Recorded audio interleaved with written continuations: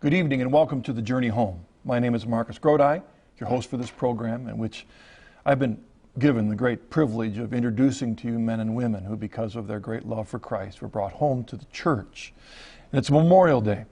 It's a very important day, though I must admit it's a day that many of us do not appreciate as we should. Guy Gruters is a revert to the Catholic faith, and I welcome Guy to the Journey Home program.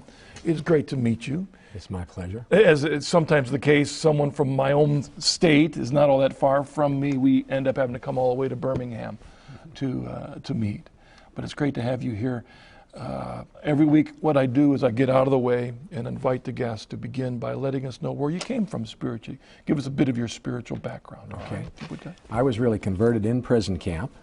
Before that time, I was just filled with pride after a lifetime of trying to do the best I can. I was ruled by what other people wanted me to do and, my wants and desires, and trying to be the best in everything I did. And because of that, through the years, pride develops, not through my bragging, but through success that I had. I was an Eagle Scout, as an example. You were brought up as a Catholic, and I tried to be a good Catholic, and what that meant to me was trying to go to church, and I gave all the appearances of being a good Catholic, but I didn't have the faith in my heart. I just didn't have it. Jump through all the hoops. I jumped through the hoops, and that's what I really had. But I was successful in a lot of things. I was an Eagle Scout, very good in school and athletics. I caused a lot of mischief in the neighborhoods because I wasn't very obedient. We would do a lot of crazy things with firecrackers and things like that. But, I went to the Air Force Academy, worked very hard. I was an excellent engineer. I was picked for a Rhodes Scholar candidate from the Academy. After that, I was picked to go for a master's degree in astronautical engineering, the study of rockets. And I got that degree, and I went to pilot training. I wanted to be a fighter pilot, the best fighter pilot ever. Again, because I'm driven by me, rather by pride, rather than by doing things for God. But I was a good pilot. I got a beautiful single-seat, single-engine pilot. I graduated near the top of my class in pilot training. I went to Vietnam. I was a forward air controller with the 173rd. Let me stop there a second. Yeah. First of all, when I think about that one pilot in that jet, that amazes me, because really it's just you and this unbelievable piece of equipment, right? Yes, it's a very worldly thing, okay, but it's like a super motorcycle, as an example, in 3 dimensions. And the other thing is you have tremendous power in the armament of the thing.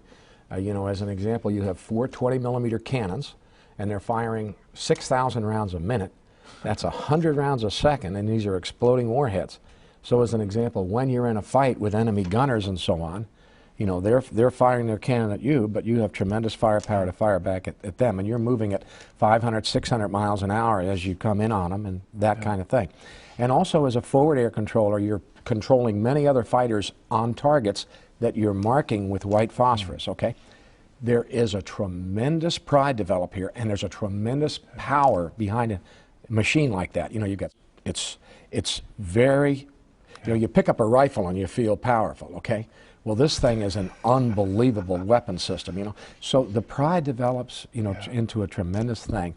And and that's what happened to me. I was, flying around, and I volunteered for an extremely dangerous mission. That's the thing I was also going to get to, is that you didn't have to go over there, right? No, that's right. No, every pilot is a volunteer, period. I mean, that in itself is, it wasn't, you were told to go, and okay, I'm going to go. I mean, you chose. Oh, I volunteered for Vietnam. In fact, I volunteered for Vietnam only, out of pilot training. Okay, I wanted to be the best type of thing. And again, not for God's sake, but for my sake. I want to do the best I can. I had a beautiful wife, 2 beautiful children. I had everything, right? And this resulted in a tremendous pride. Then God used the Shootdown. I was shot down once. I was rescued. It was a big thing. You had done many successful missions. Many successful. I did 400 missions before that. I went over there in late February of 1967.